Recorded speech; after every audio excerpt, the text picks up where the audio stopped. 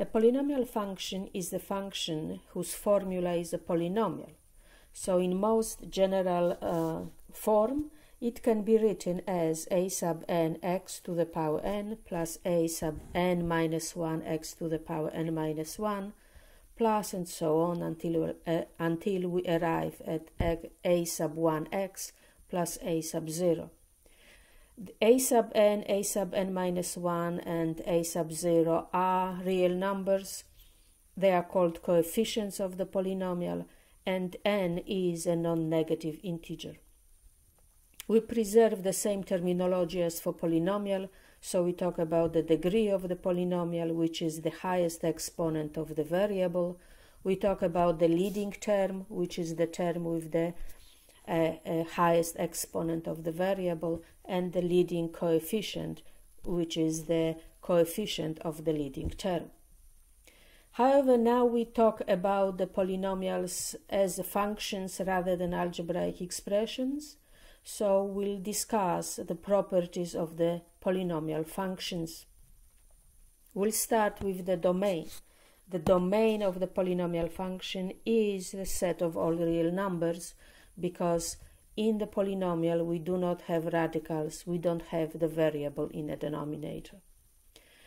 The x-intercepts, as for any function, are solutions of the equation f of x equals 0, and therefore to find the intercepts we'll have to solve the polynomial equation a sub n x to the n plus a sub n minus 1 x to n minus 1 plus and so on a sub 1x plus a sub 0 equals 0. The y-intercept, again, as for any function, is the value of function at 0, and in this particular case it's going to be a sub 0, the coefficient of the term without x. The graph of a polynomial function is a continuous curve, so there is no holes or gaps in it, and it is also a smooth curve, so that means that there are no sharp corners, there is no sharp changes in the direction. It is very important that we recognize a polynomial function, because those functions have, in general, a different behavior than any other functions. So let's look at a few examples in which we try to recognize a polynomial. In the part A, we have function x squared minus 1/2 x plus 3 over x. This is not a polynomial because the variable, the last term, 3 over x, is not of the general form a number times x to the non-negative integer, because 3 over x can be written as 3 times x to the negative 1, and negative 1 is not positive integer, so this is not a polynomial.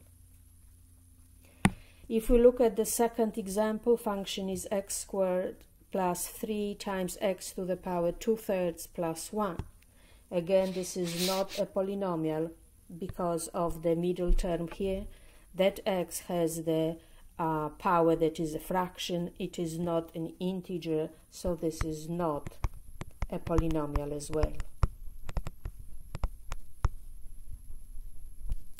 The last example has the function 4x squared minus 3x to the power 5 plus 2 times x to the third minus 4. This is a polynomial because all terms are in the right form. So if it is a polynomial, we would like to figure out what is the degree, what are the coefficients, what is the leading term and leading coefficient. So we start with rewriting this polynomial in the standard form, starting with the term with the highest exponent, which in this case is 5. So you have negative 3x to the 5th. Next exponent lower than 5 is cube, so you have plus 2x cubed, then you will have plus 4x squared and minus 4. So the leading term is right here. This is the leading term. The leading coefficient is -3. This is the coefficient of the leading term. The degree is 5. This is the highest power of variable, so this is the degree. And the coefficients are in the order listed of the decreasing powers of x are -3 for x to the 5th, 0 for x to the 4th, 2 for x to the 3rd, 4 for x squared, 0 for x to the first power, and -4.